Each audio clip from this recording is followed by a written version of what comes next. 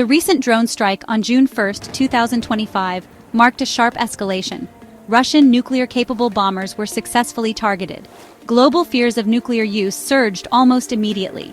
This topic now dominates mainstream security discourse. The implications are profound. The attack was significant. It targeted 41 strategic Russian aircraft. 34% of strategic cruise missile carriers were destroyed. This included A-50 radar planes, also Tu-95 and Tu-22 M3 bombers.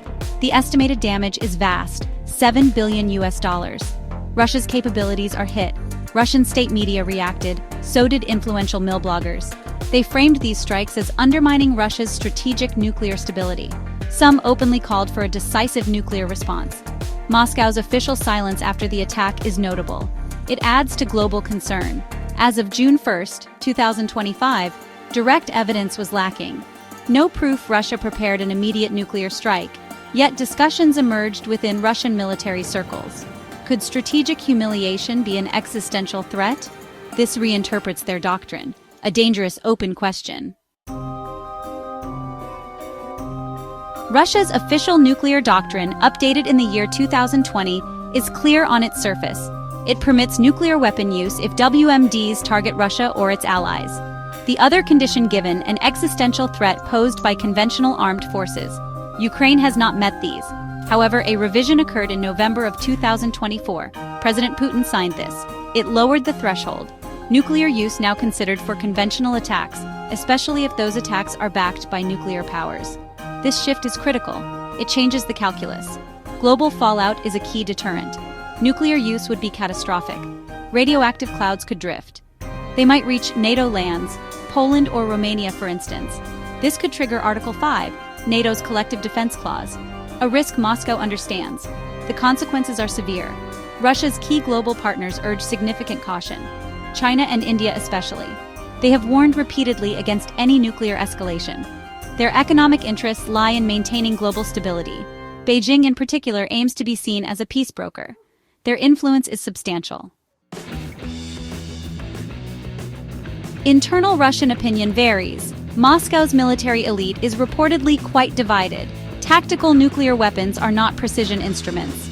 Their battlefield use carries severe environmental costs. Political costs would be high, human costs unimaginable. Isolation would surely follow. Potential triggers for use exist. They are specific and extreme. A complete Ukrainian breakthrough, especially in the Crimea region. If Russia risks losing Crimea, this is a clear red line. Moscow might see no alternative. Desperate measures become possible. The stakes are incredibly high. Other triggers are conceivable. A massive NATO troop presence. If NATO forces directly engage on Ukrainian soil in numbers. Or a deep internal crisis. A political crisis in Russia. If Putin feels cornered, compelled to act decisively to maintain his grip on power, a distinction must be made. Tactical versus strategic arms. Russia has the largest stockpile of tactical nuclear weapons. These are for battlefield use. They are distinct from strategic nuclear weapons, which target entire cities or continents. The scale is different, but the danger remains immense. Even a limited tactical strike would be a momentous event. A low-yield bomb detonated, perhaps over an empty area. A supposed warning shot. This would open a dark door. One humanity might not close. The precedent would be set. A terrifying new global norm. The Western response would be swift. It would also be severe. The US president has warned. NATO leaders have echoed this. Any Russian nuclear weapon use would meet devastating retaliation. Likely conventional, but massive. Targets could include the fleet, Russia's Black Sea Fleet, air bases, or command centers. President Putin himself spoke on May 4th this year. He stated he hoped Russia would not need nuclear arms, not in the Ukraine conflict. He emphasized Russia's power to conclude it conventionally. This contrasts with current heat. The rhetoric has intensified. Actions are now watched closely. History shows past restraint. Russia faced major setbacks. The loss of Kherson in 2022, damage to the Crimean Bridge.